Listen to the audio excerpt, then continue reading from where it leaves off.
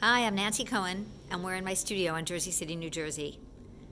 This is my first attempt at making a video studio tour, and it's clearly wobbly, so bear with me. I'm going to talk about an ongoing series I call The Work of Time. They're large-scale wall drawings in and of handmade paper. At the core of all of my work is the intense contradiction between fragility and strength, both in our personal lives and in our broader environment.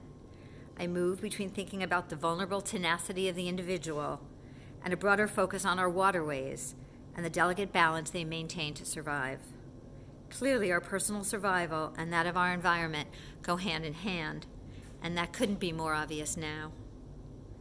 I've lived close to the river for most of my adult life and in walking distance to the New York City end for almost 30 years.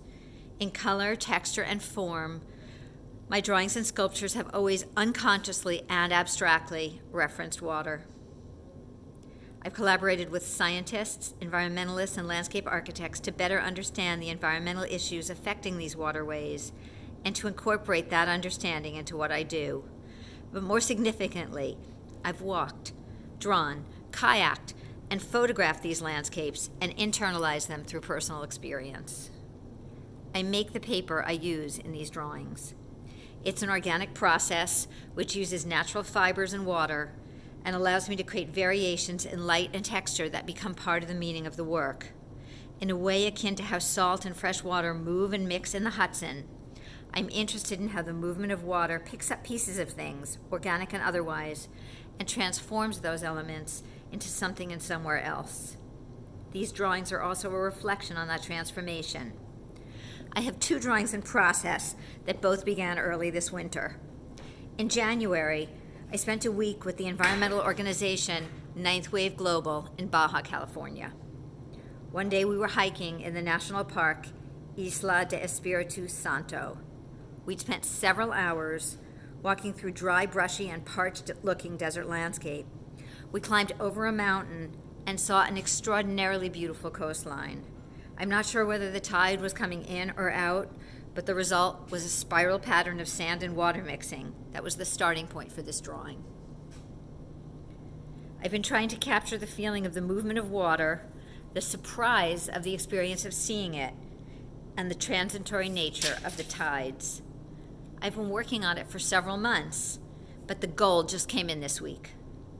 Somehow, the sadness accompanying the virus has me thinking even more about beauty and survival. The gold has a spiritual and ephemeral quality to me that is feeling right, at least right now, for this moment. Simultaneously, I've been working on another piece with a very different tone.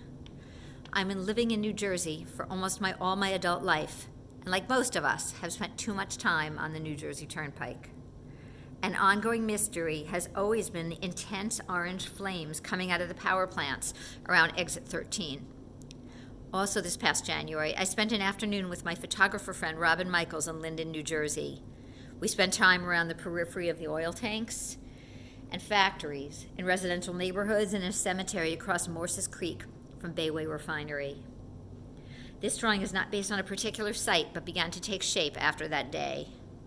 The mysterious orange light emerging from the darkness and the very unexpected juxtapositions of toxic industry, residential architecture, and the proximity of the river weaving in and out continue as I work. The desolateness of the space is also feeling very parallel to this moment. We'll see where it all goes.